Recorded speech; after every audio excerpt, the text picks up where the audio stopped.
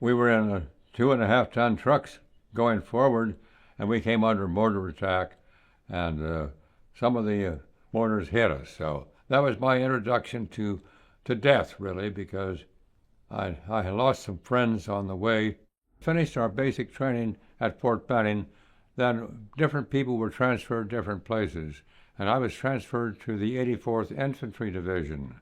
And the division had just been through a reporting all of their privates and PFCs, and those were the ones who were sent to Europe as a replacement for men who were injured or killed so far in a particular operation. But that's what they did with the young people, was sent them in as replacements for people who had been injured and lost for service in different outfits in Europe.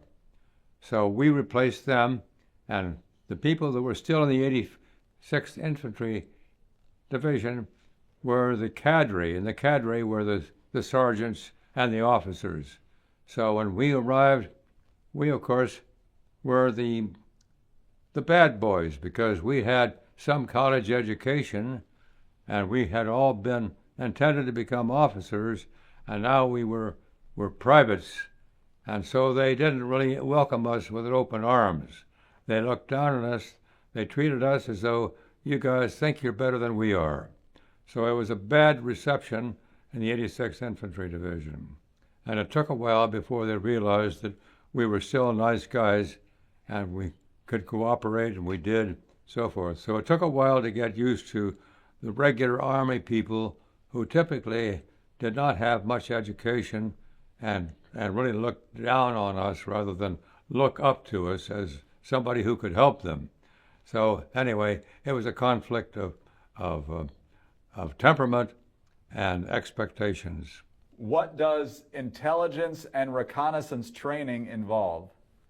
Well, quite a few different things, but essentially you learn to become an advanced scout.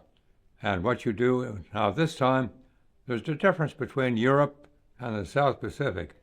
And so really our training was oriented more to the South Pacific at that time. But among the things, I was assigned as a Jeep driver. So as a Jeep driver, I had to learn how to drive up a mountain and not lose the Jeep. So you had to drive up at such a steep angle that the front wheels began to come off the ground. And you were supposed to try and go as far as you could.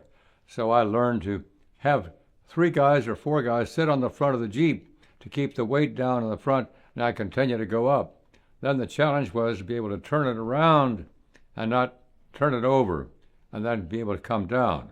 So that was one example. Another was you go through water and you get stuck, so you have to connect the chain that's attached to the front of the Jeep and pull the chain through the problem and so forth. We also had to learn to drive in the water and fix the Jeep so that it wouldn't drown. So you had to have pipes on it to take air in and take air out, so forth.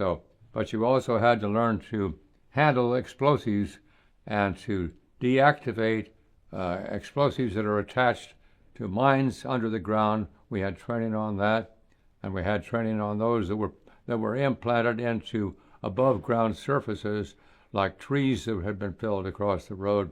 We had training of that type. So that was part of the training of intelligence and reconnaissance, and we had to learn to drive forward very carefully, sighting through binoculars to try and find any sign of the enemy ahead of us, or of whatever kind, and then if we spotted somebody, then had to use the radio, shortwave radio back to the people behind in operations and say, we've spotted the enemy ahead and so forth, so come forward, clear them out. Once they cleared them out, then we moved forward again. So that was the kind of training we did. It really was a scout mission. It was called intelligence and reconnaissance.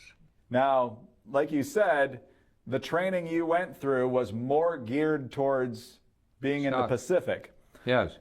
And you were originally planning to go to the Pacific first. Yes. But you didn't. What happened? Well, we were going up, but we went to San Francisco, and we were ready to go on board boat, and I was on board the boat already, And then the word came through that we're not going to the South Pacific. Go on back to your base, which at that time was San Luis Obispo. Went back to base. They took the suntans away from us, issued us warm clothes, put us on a train to Boston to go to Europe. And that's what would happen then. We went to Europe. By the time we got to Europe, we'd been through a number of submarine attacks with torpedo warnings, and we were, of course, well below deck on that whole voyage, which lasted probably 10 or 11 days in the convoy before we got to France. Why, we had a number of alarms, and during that time, we never saw daylight. We were well below water level in the ship, and just went to France, got to France. We then had to climb over the sign on ropes, they're hung over the side of the ship. We climbed down those into an LCI. And then we went on the LCI, and LCI took us towards shore. We were about 2 miles or a mile and a half offshore. They took us to shore, then they let down the front. You go off the front, like you've seen on TV, the same thing. You run ashore then, and you go into water first, maybe 4 feet deep, 3 feet, 3.5, something like that, and go ashore. So at the time that happened, this is after D-Day now, when we got there, because we were headed for South Pacific first. We came in after D-Day, and so we went ashore, and we were not under barrage of fire of any kind at that time. We just went ashore. So when we got ashore, the division then was mounted into 2.5-ton trucks, and they went into France. Meanwhile, the INR, the Intelligence and Reconnaissance Group, there were 24 of us, plus our officer, a lieutenant, and we were sent to a portion of the French beach that had not been cleared of mines. So they said, you guys have to have some training here in the mines that are here in Europe. These are German mines, not Japanese mines. There's a difference in it. So they assigned us a section of the beach and lined us up, and they gave us what looked like a long-handled vacuum cleaner, kind of. But it's a magnetic device, about 8 or 12 inches across. That's a magnet. And you walk forward with that, sweeping it back and forth, and to find the mine that's in front of you. We'd go forward, we'd find a mine, we'd put a marker down where the mine was, then we'd go around it, go forward and find another mine, do the same thing, put a marker, we'd go forward all the way up to where we get to the water, where there was no more mines. Then we'd attach a mechanism to blow the mine up. We'd go back and extend those mechanisms all the way back to the shore, and then we'd blow the mines up. So that was the way we cleared the shore. Well, that was a pretty scary experience because you were dependent upon your neighbor next door to clear his area, but you knew that you had real live mines in front of you all the time. So we had to be sure that we didn't miss any and then blow them up coming back. So that was the experience. Then they took us to shore and they showed us how mines were implanted into between tree branches and so forth, and on the ground. They taught us the same thing we had before, except with German mines rather than Japanese mines. So that took about a week before we joined the rest of the division. By the time we joined the rest of the division, they were well on their way towards Belgium and France. And I say Belgium, it was the direction we were going, with a lot of fighting in between, was Aachen, Aachen, which is on the border between Germany and Belgium. That was my introduction into landing in Europe. That is quite an introduction. And in addition to dealing with all those mines, I heard that you had to deal with mortar attacks on the way to the front. Yes, always. The Germans, allowed the troops to clear the road, but there were still mortar attacks, still Germans on both sides of the road, and way back, and so they'd fire mortar attacks on the convoy, trying to kill as many as they could. That was my introduction to death, really, because I lost some friends on the way as we were going in our convoys to join the division after our training on the beach.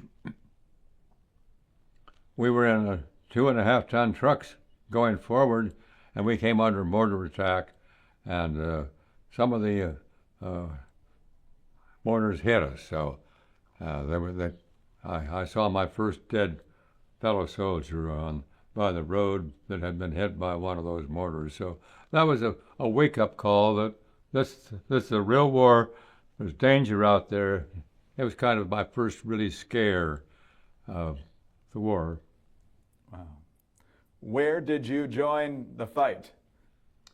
We joined the fight somewhere before we got to Aachen, and I don't know where we were. You know, there were no maps. They didn't have any information to us as saying this is where we are.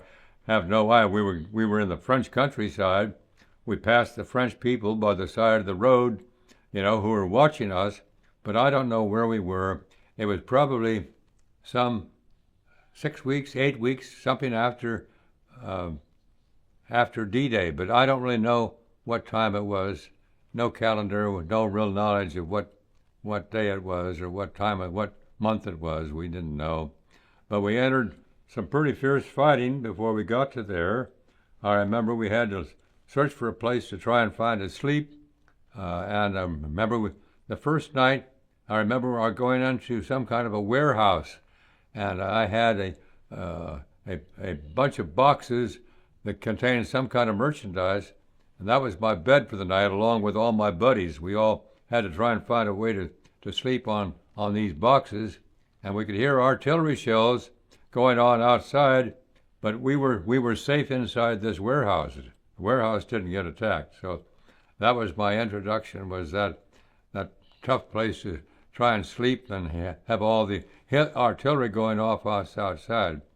So the next day we then started going forward, and of course that's when I was assigned to the intelligence and reconnaissance activity of going forward.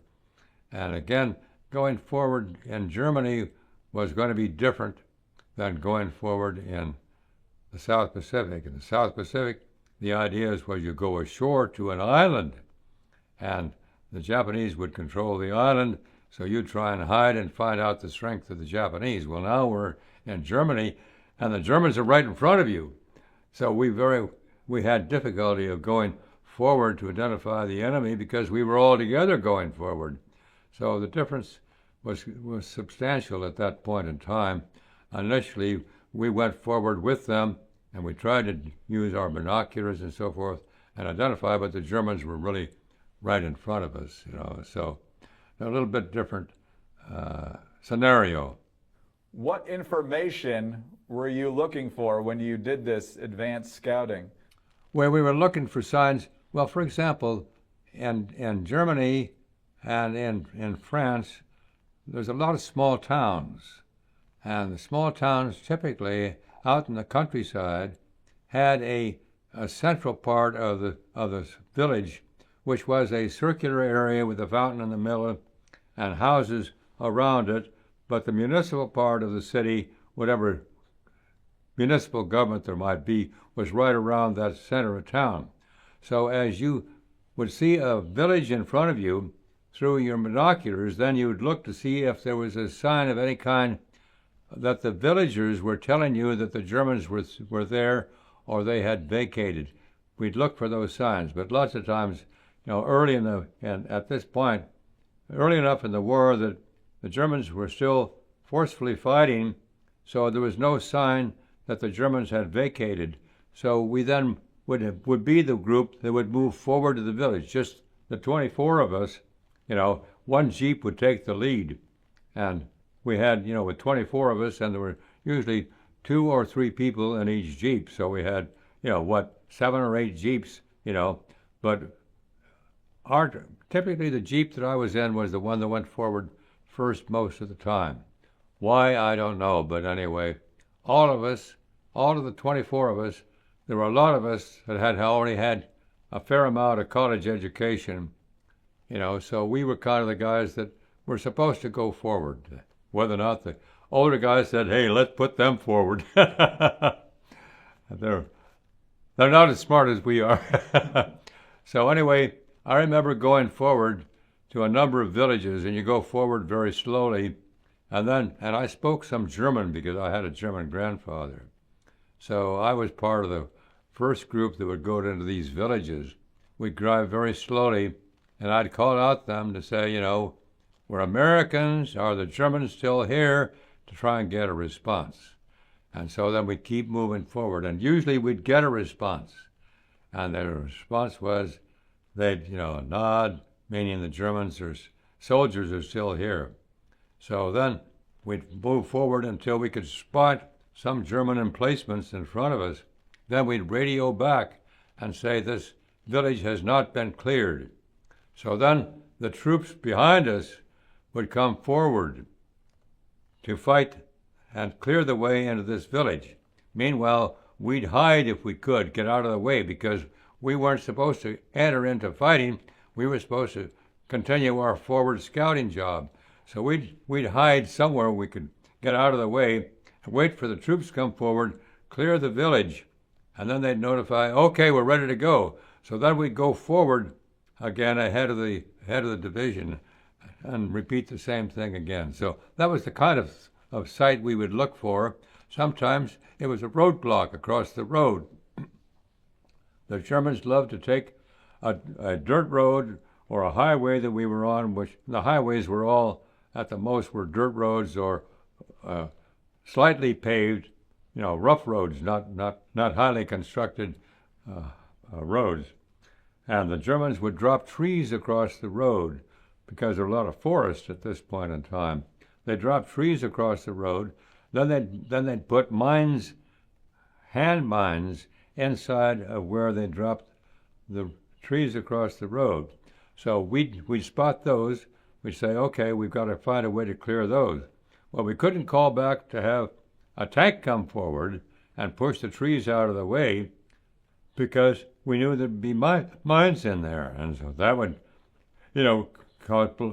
blow up the tank that came forward. So or at least damage it, I'll put it that way. So what we'd have to do, we found out very quickly, to not go forward until we cleared the spies, the German sentries up on the trees who were waiting for us to come forward. They tried to pick us off as we walked forward to try and clear the mines out of the tree. So we got in the habit then of, on our Jeep, I had a 50 caliber and a 30 caliber machine gun. So we'd level, one was operated by a sergeant, one by a corporal.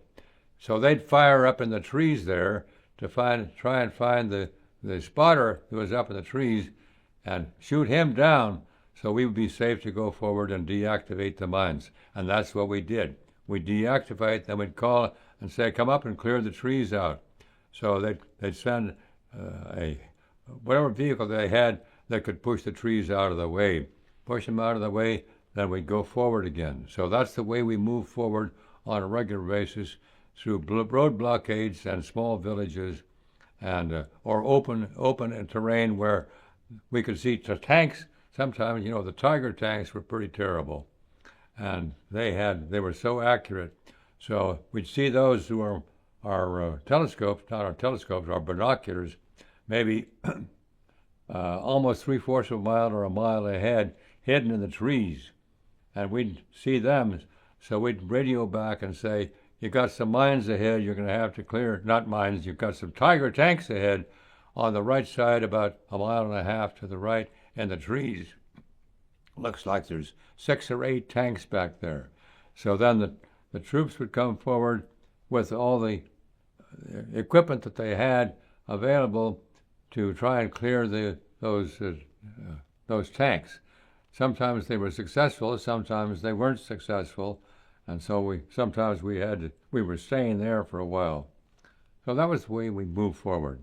One of the biggest challenges for the Americans in Europe was to get across the Rhine River.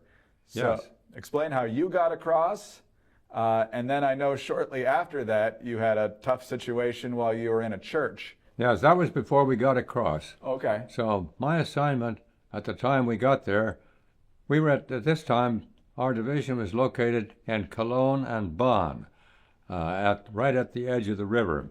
And Cologne is farther northwest of Bonn. So I happened to be located in Cologne, and south of Bonn was Remagen Bridge, which at that time didn't mean anything to us, just another bridge across the Rhine.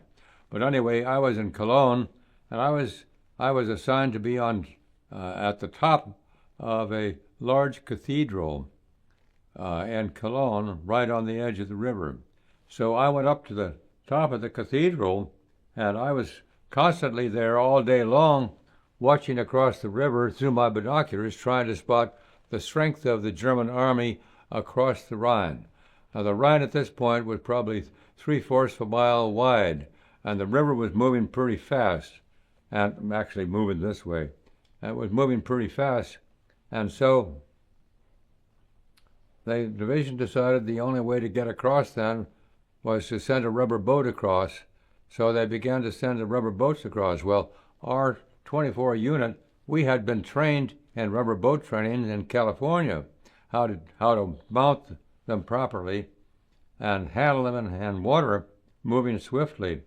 But they didn't want to use us, as there were only 24 of us, for all of the reconnaissance. So rather than send us across, they started with A Company. And A Company sent a group across of 8 soldiers in the first rubber boat. Well, they went across, but we never heard from them again. We don't know what happened to them. They obviously never got across and were able to contact us. So that went on for 5 nights. They kept sending a boat across every night for 5 nights. Now, to try and get across the Rhine extended all through all the British Army and Canadian Army, all north and west of us, all the way up to the I say Netherlands, all the way up to Holland and so forth, all the way, and then down below us. So all the Allied forces were trying to get across the Rhine unsuccessfully. So this thing of going across in rubber boats was happening up and down the Rhine. And then they notified us and said, well, the regular Army guys in A, B, C, and so forth, the 1st Battalion, 2nd Battalion, and so forth, have not been able to get across. So tonight's the night you guys go across. So we thought, well, goodbye world, because this is going to be the end of us. And before we could take off, it was announced that the one division had been able to get across at Remagen. So that stopped us from going across, and the next day we went across at Remagen on on floats that had been constructed to build a road across to replace the bridge. So we went across at Remagen with much relief, but it was an interesting assignment to follow that across the Rhine during that time. So after we got across, then we had open terrain to go through.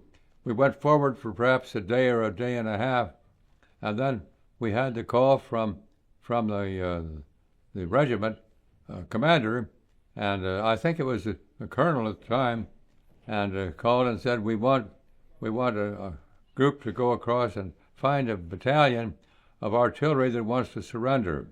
Well, they sent me and my two buddies, who were regular Army buddies, Sergeant Tate and Corporal Gross, and the 3 of us in my Jeep then went into the colonel's office. He showed us on an aerial map that he had and said, this battalion is supposed to be here, and he showed us on the map, the aerial map, where it was supposed to be. I want you to go up and find this battalion and accept the surrender. So I was the only one that could look at the map and really interpret the map. I was pretty good at it. So I looked at it and I said, okay, I think I can follow where it is. And so we took off, and this is it. This is either in the morning or as early noontime. I'm not sure exactly what time of the day it was. Anyway, we took off, the 3 of us, in my Jeep. We go forward, and he said, now the road has been cleared, but you'll have some mortar shell from both sides of the road, so you'll have to try and be careful that you're not picked off. So we went forward for quite a while, and then when we got to an area where I said there's a big hill here on the left that looks like the hill that I see on the map, and that valley should be just beyond. So I'm going to pull off the road and go up this hill. And it was grassy although there was a lot of forest around there, but there was this grassy kind of opening going up to it. So I got up to the top of the hill, and sure enough, here's an open valley stretched out before me, perhaps the length of 300 or 400 yards, like the length of a couple of golf holes. And I said, I think this is it, all right. So you guys stay here on top of the machine guns, and I'll go forward and see if I can get them, find out if the troops are here and they're ready to surrender. So I walked forward quite a bit, and then I shouted out in German, "We're here to accept your surrender." Nothing happened. My voice carries pretty far, pretty easily. So anyway, after waiting a minute or a minute and a half or so, I said at the same time, said, "We're here to accept your surrender." And all of a sudden, from all the way around, here the troops come forward, carrying arms, German troops. We didn't know it was a battalion. We just understood that it was supposed to be an artillery battalion, but we didn't know the size of it really. Well, it was hundreds and hundreds of them came out of the forest around it, all around this valley. So I told the guys, I said, keep your machine guns on trace on those guys. And I told them, I said, we have you under fire, under machine gun, so stand still, stop. We're here to accept your surrender. And as I said all this, then here comes a Mercedes convertible driving forward, which turned out to be a colonel in the back seat and a driver in the front. He came all the way forward to the bottom of the valley. I walked forward and met the colonel up there, as it turned out to be a colonel, introduced myself, told him I was there to accept his surrender. And he said, "Where's your officer?" And I said, there wasn't any officer available to accept your surrender. We didn't have anybody that spoke German. I was the only one that spoke German. So they asked me to come, the colonel asked me to come forward and accept your surrender. He said, well, okay. He said, you won't hurt my men, will you? And I said, no, we'll march your men back to a POW camp. We'll take you back to an officer's POW camp, and nobody's going to be injured. As long as your troops maintain discipline, I want you to have them drop all their arms where they are and form columns of 6, and we'll march them back to the POW camp and tell them that if they try to escape from the column, they'll be shot with the machine guns. So they've got to behave. They've got to stay in line. So he said, okay, I offer my battalion to you and offer my surrender. So he turned his Luger pistol, which he had, around and offered it to me with the handle towards me. So I saluted him and thanked him for it, and he saluted me back. And then he and I got back in his Mercedes to go forward, and I signaled for our guys to go backwards in the Jeep, keep the machine guns on the troops. The troops dropped all their arms, and they formed columns of 6. We began our march. We marched them back about 8 or 10 kilometers before they had set up a POW camp. So we dropped them at the POW camp, and then we went on back to our base after dropping the officer off at an officer's POW. We went back to base, reported to the colonel. We had roughly 1,500 troops who had surrendered to us. Now, that was the end of the exercise, but it was a pretty scary exercise. And they all behaved? Pardon me? Did they all behave? Did they all? They all behaved. Okay. No, we had no problems coming back. Good. Well, let's talk about how you came across Dachau concentration camp. Well, we were with Patton's Third Army, headed towards Munich, and as we were a good mile ahead of the division, and driving down a divided road, but a dirt road, or at least it's not well. It was probably paved, but I don't really remember. But anyway, it was a farm kind of road, going down. It was the highway, headed down towards Munich, and it was not in good condition. But anyway, I'm driving forward. I'm still my Jeep driver, still got my 2 buddies with me. We're driving forward, and then ahead on the right, I could see that there was a high fence ahead of us, and there were guard towers. So as we got closer, I could see that the guard towers were vacant. The Germans had abandoned them, and the front gate of going in towards the prison was still swinging. So they had just abandoned the camp. We didn't know anything about Dachau. We didn't know the name Dachau. We didn't know it was a Holocaust place, so forth. We just went forward. We knew it had to be some kind of a prison. So I stopped right in front of the swinging gate and called out and said, "The Americans, we're here." And, we were, yelling as loud as we could. And all of a sudden, then there's a left side of the camp and a right side. Well, it turned out later on that the right side is where the Holocaust was, where all the ovens were and so forth. So we didn't know about that at all. But out of the left side, all of a sudden come these soldiers in tatters and emancipated and looked like they were devil, like they were really ill. They came trying to run, but they were walking fast, limping and so forth, coming towards the gate then. So we got out, the three of us got out and met these guys as they came out. We found out that they were all British and Australian, New Zealanders, and Canadian soldiers that had been captured in Dunkirk 1941. And they'd been there in that prison there for 4 years. So they were crying, and by this time, I'm sure I was crying too. You could see these guys, some of them were barefoot. They looked like they were really sick, So we talked to them. We told them we'd radioed back and the division would be coming forward with clothing for them and food and medical aid and so forth. So that was my example. So we were the first ones to get to Dachau. So I told them, I said, we've got to go forward. The division's coming forward. They'll be here, in 5 minutes or so.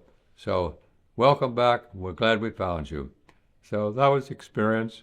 It makes me very emotional to talk about it because I'll never forget it. I can't even imagine seeing people in that condition. Right.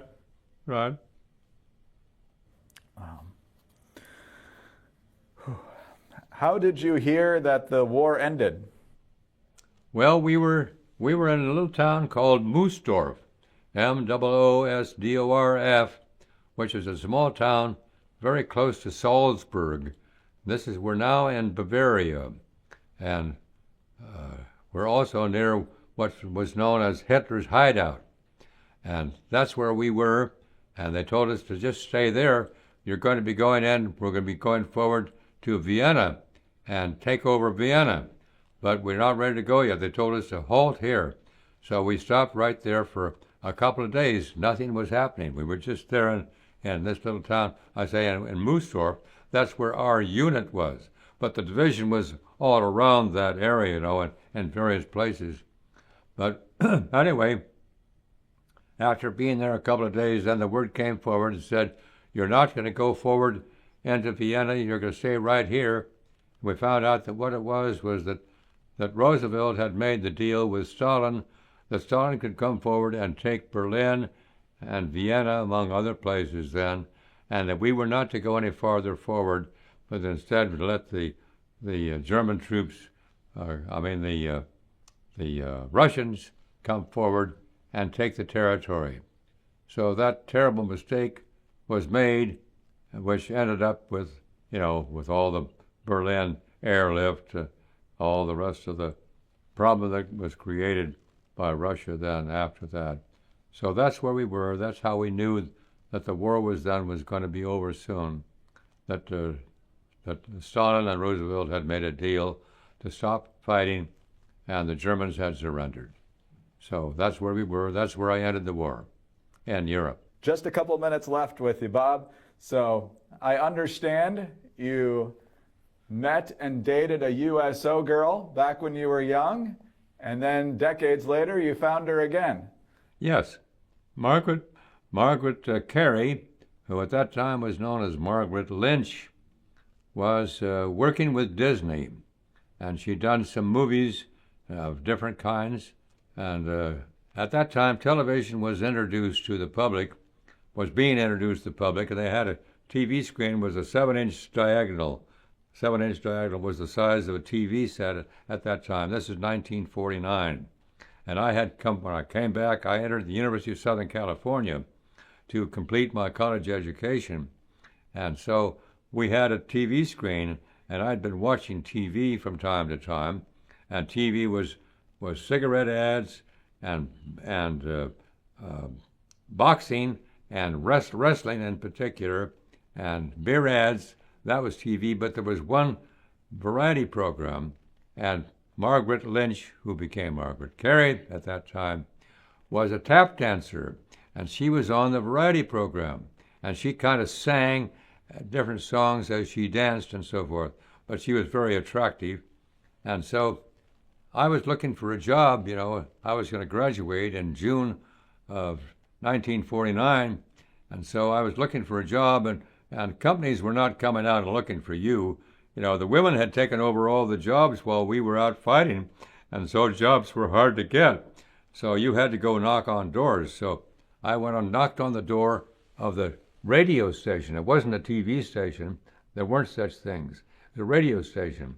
Went to the radio station, KW something or other, in Hollywood, and went in there and said, I'm here applying for a job. Well, the guy interviewed me, and we got along very well.